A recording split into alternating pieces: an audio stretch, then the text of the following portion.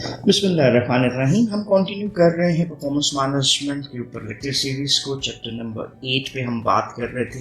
Last lecture में हमने developmental objectives के हवाले से कुछ बात की थी, जिसमें हमने स्पेसिफिक ऑब्जेक्टिव्स बनाए थे जो कि इंक्लूड करते हैं improve performance in the current job, then sustain that performance in the current job, then preparing that employee for the advancement और enriching the employees work experience if in case हमारे पास hierarchical positions उस तरह से available ना हो. So that was the first element of developing the different types of objectives.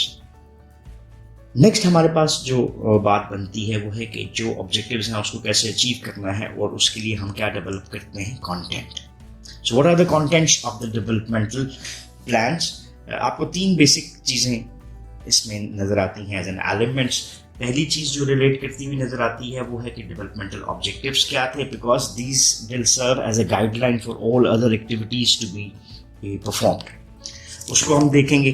Then we will be talking about the second aspect जो कि किससे relate करता है हमारे, that is how the new skills और नॉलेज विल बी एक्वायर्ड.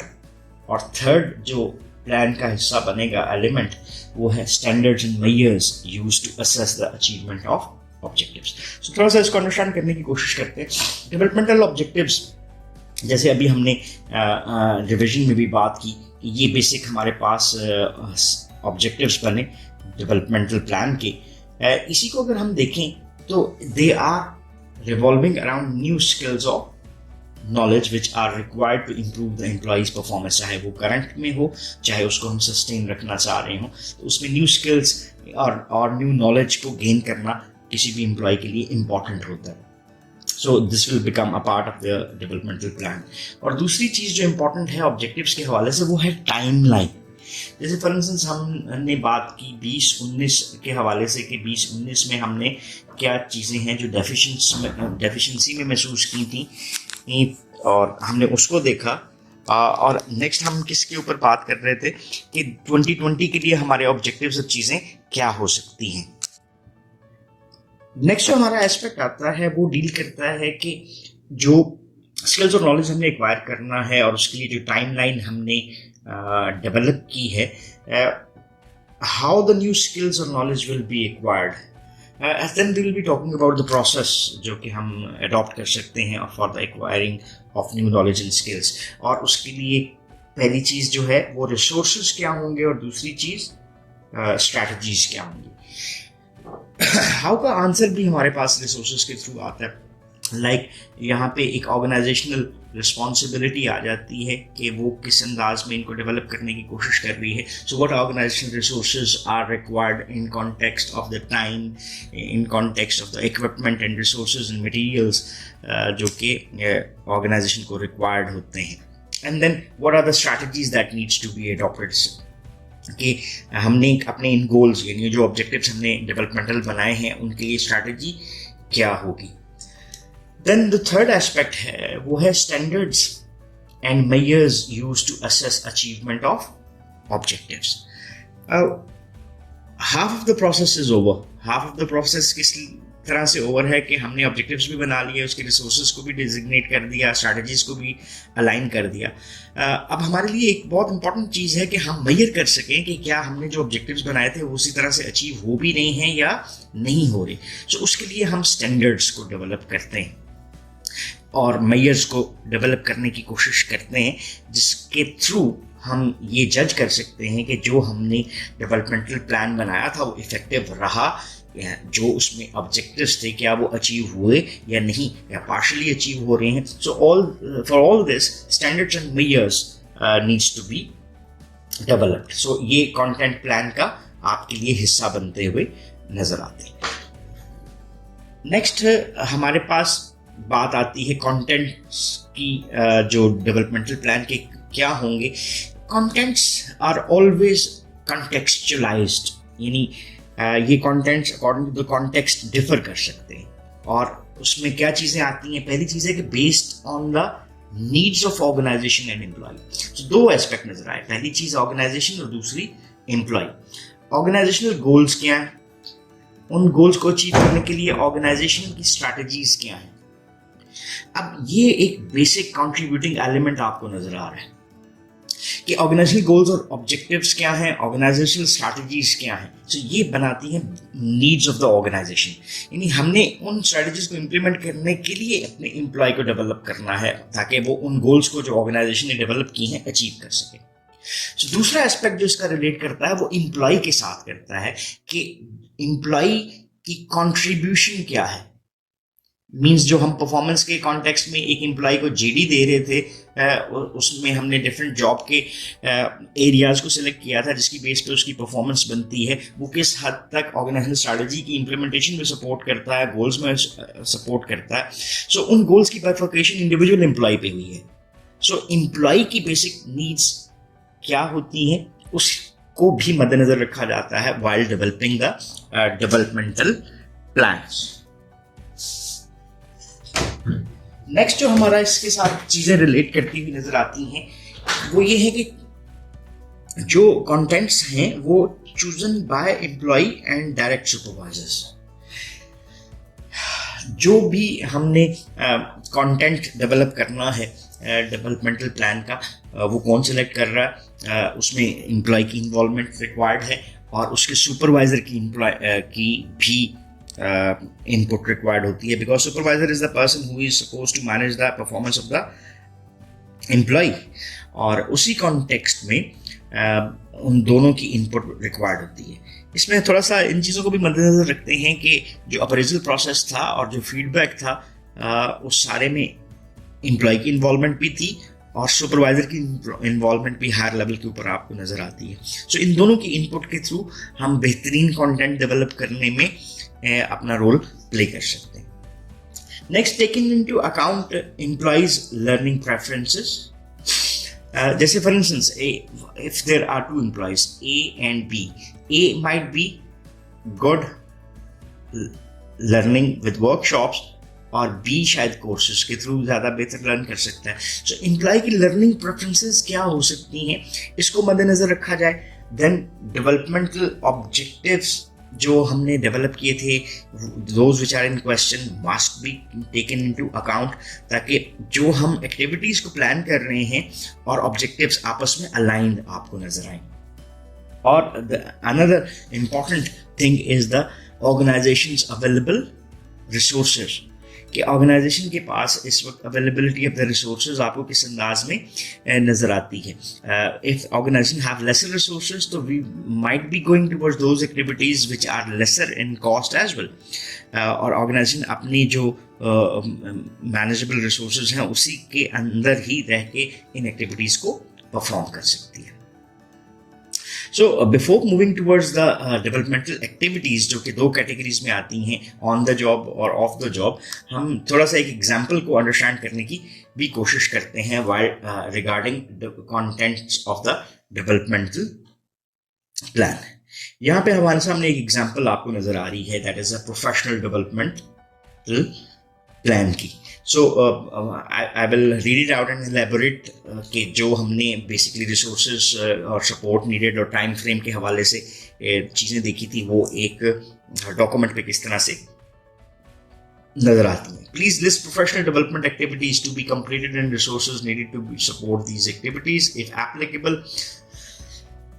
एक employee की तरफ से इस फॉर्म को फिल करवाया जा रहा है। पहली चीज जो पहला कॉलम आप कह सकते हैं उसको, वो है प्रोफेशनल डेवलपमेंटल नीड्स।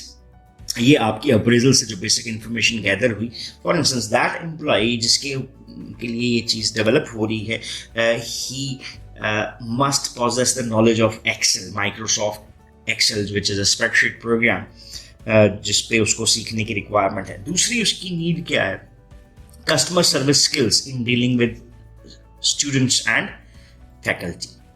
सो ये दो प्रोफेशनल डेवलपमेंटल नीड्स हैं जो कि उस इंडिविजुअल की उस स्पेसिफिक परफॉर्मेंस ईयर में डेवलप होना ज़रूरी है। What are the resources and support which is needed कि वो knowledge of Excel spreadsheet program उसको एक्वायर कर सके। That is reimbursement for online courses. So resources क्या required है? That might be a fee. Individual might be asked to join a program, get a professional certificate for that, and the course fee will be awarded by the organization. So reimbursement for online course. Time frame क्या है? That is course to be completed by August 1.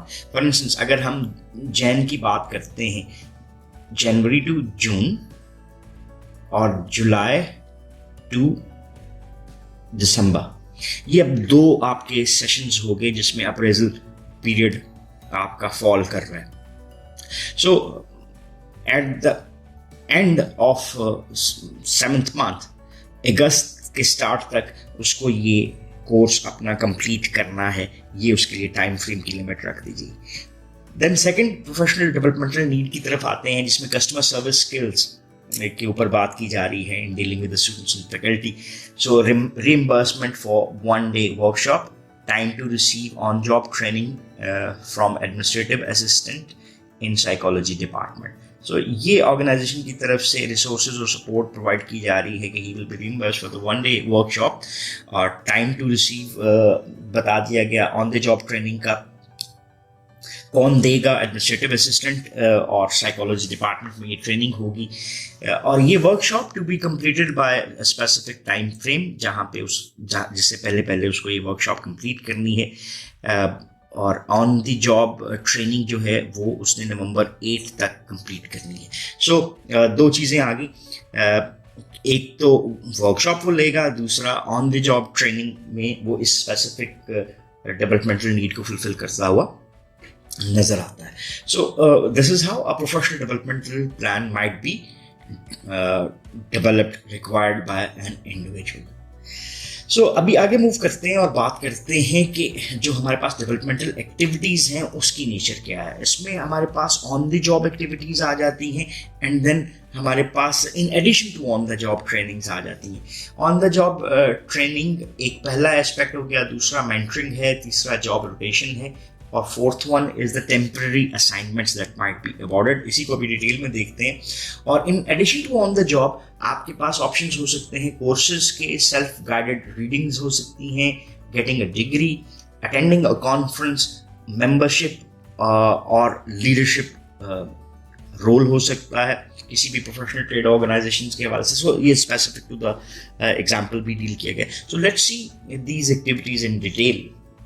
हमारे पास जो developmental activities आती हैं उसमें several ways हैं जिसके through employ है अपने इन डेवलपमेंटल ऑब्जेक्टिव्स को जो डिस्क्राइब किए गए होते हैं डेवलपमेंटल प्लान में उसको फुलफिल कर सकता है. पहली हमारे पास जो ऑप्शन नज़र आती है वो है on the job training. On the job training से क्या मुराद है कि एक एम्प्लॉय को ड्यूरिंग हिज जॉब टाइमिंग्स उसको ट्रेनिंग का पार्ट बनाया जा सकता है. कैसे किया जाता है? Each employee is paired with a coworker और supervisor who designs a formal on-the-job training course. The design of these mini trainings programs include how many hours a day or week training will take place and specific learning objectives. इसमें आपके पास courses आ सकते हैं. Some large organizations such as जैसे इसमें McDonald's है, Motorola है, and many more organizations offer in-house courses given at their own corporate universities. Other organizations may provide tuition reimbursements. Given the proliferation of online courses, employees have a wide variety of options from which to choose. So courses के हवाले से organizations की policies vary करती हुई नज़र आती हैं. बाज़ बड़ी organizations अपने training centers रखती हैं, अपने educational centers रखती हैं, वो उसी में उसकी training को manage कर रही होती हैं. और बाज़ organizations other means को भी use कर सकती हैं, that like making an employee join a training somewhere outside his organisation. Online courses में उसको इन्वॉल्व कर लिया और जो उसकी फ़ी और कॉस्ट रिसोर्सेज की बात आती है उसको रीइंबर्स कर दिया जाता है. देन हमारे पास आता है self guided readings. Self guided reading से क्या मुराद है कि employee can read books and study other resources on their own. Once again, it is important that an objectives to set regarding that what will be read and within what time frame, as well as what measures will be used to assess whether learning has taken place or not. तो एक चीज़ हमें जो नज़र आ रही है वो ये है कि self readings might be a more responsibility of an individual, लेकिन उसके लिए भी आपको असेसमेंट क्राइटेरिया ज़रूर बनाना है कि आपने कितने अरसे में वो रीडिंग कंप्लीट करनी है और रीडिंग की असेसमेंट कैसे होगी कि क्या उस रीडिंग से जो बेनिफिट्स गेन किए जा सकते हैं वो गेन किए गए हैं या नहीं किए गए. देन हमारे पास चॉइस आती है मेंटरिंग प्रोग्राम की. Mentoring is a process of guiding an individual. हमारे पास दो किस्म की मेंटरिंग होती है. एक को हम कहते हैं that is a formal mentoring और दूसरी को हम कहते हैं इनफॉर्मल मेंटरिंग. फॉर्मल मेंटरिंग में एक इंडिविजुअल मेंटर असाइन किया जाता है from the side of the organization.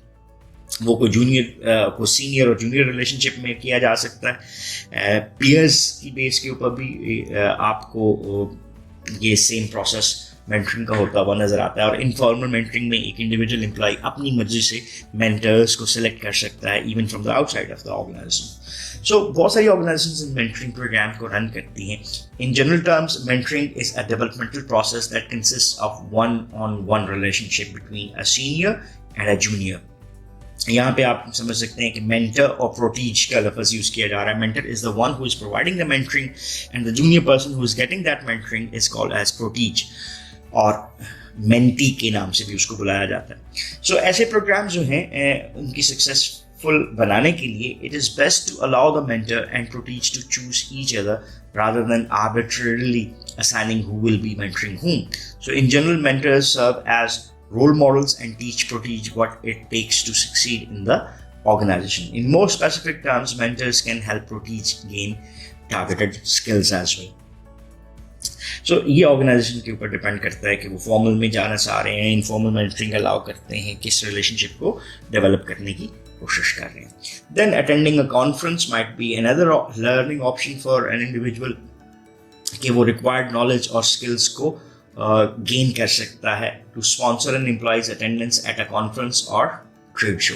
So organization buy कर रही है उस इंडिविजुअल के लिए उस कॉन्फ्रेंस को.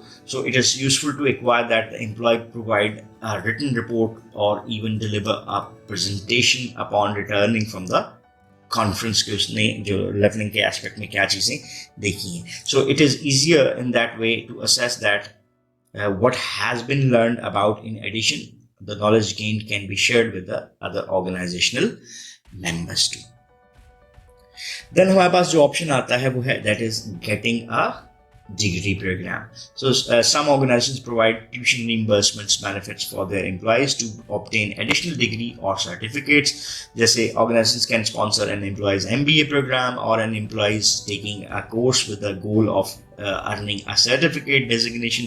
So ये भी organization की willingness के ऊपर जॉब के मुताबिक organizational needs के मुताबिक होता है कि आप किसी डिग्री प्रोग्राम में या सर्टिफिकेट प्रोग्राम में एक एम्प्लॉय को स्पॉन्सर कर देते हैं और उसकी फ़ी के जिम्मेदार आप होते हैं. Being an organization, so in most cases employee commit to continuing the relationship with their employer for a pre-specified amount of time after completing the degree.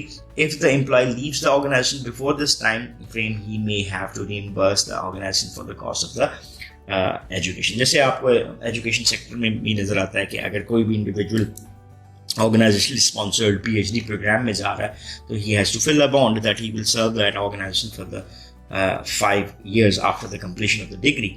और अगर वो नहीं करता है इसको तो उसको उस बॉन्ड के मुताबिक जो पैसे हैं वो पे करने पड़ते हैं और whatever the case might be. एक और मेथड जो हमारे पास ट्रेनिंग एक्टिविटीज़ में आ जाता है, डेवलपमेंटल एक्टिविटीज़ में आ जाता है, वो है जॉब रोटेशन. नेसेसरी स्किल्स को गेन करने का एक और तरीक़ाकार ये बनता है और assign to a different job on a temporary basis. जैसे एक इंडिविजुअल इस जॉब को कर रहा है टेम्पररी बेसिस पे, इधर चला गया, फिर इधर चला गया और फिर इधर चला गया. So that's how he has been rotated in his job. So this is the model followed in the medical profession in which residents have to rotate across specialty areas of several months.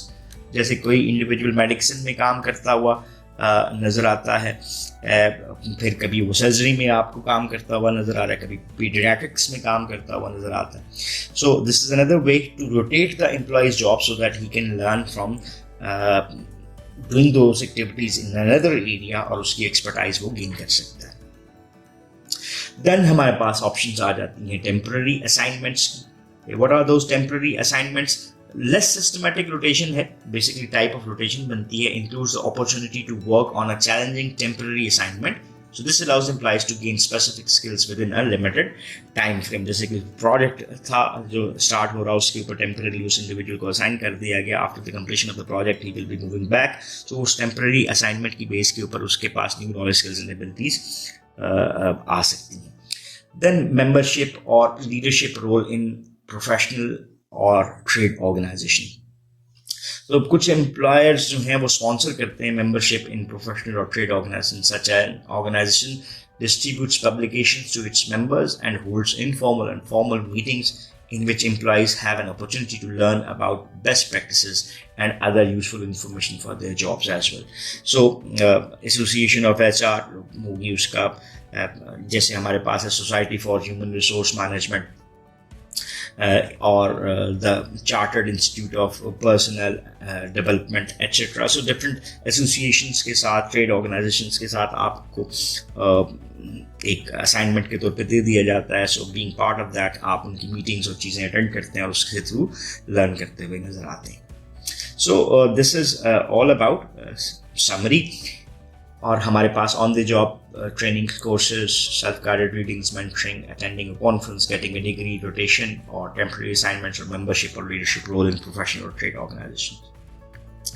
ये आपके सामने एक example है एक developmental plan की, जो कि आपको अपडेट डेट क्या है, name of the employee, job title उसका क्या है, department, primary, reviewers, education, prior training क्या है, जॉब हिस्ट्री क्या है, करियर गोल्स नेक्स्ट 1 2 3 4 5 ईयर्स के क्या बनते हैं.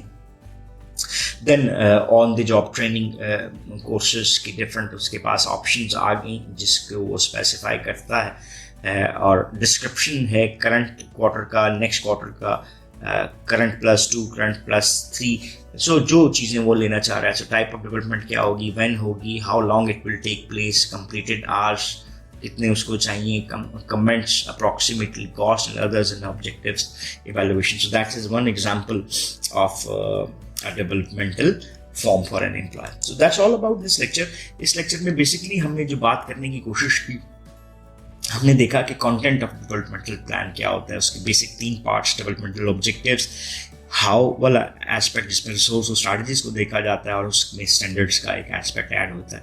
सो what are the contents of the developmental plan, उसको हमने थोड़ा सा अंडरस्टैंड करने की कोशिश की. और देन हमने डेवलपमेंटल एक्टिविटीज़ जो कि ऑन द जॉब भी हो सकती हैं और in addition to on the job activities को भी हमने एड्रेस किया. So that's all about this lecture. If you still have any questions or queries, then you can ask in the comment section and we will definitely have to answer those. So once again, thanking you. Have a nice time. Allah Hafiz.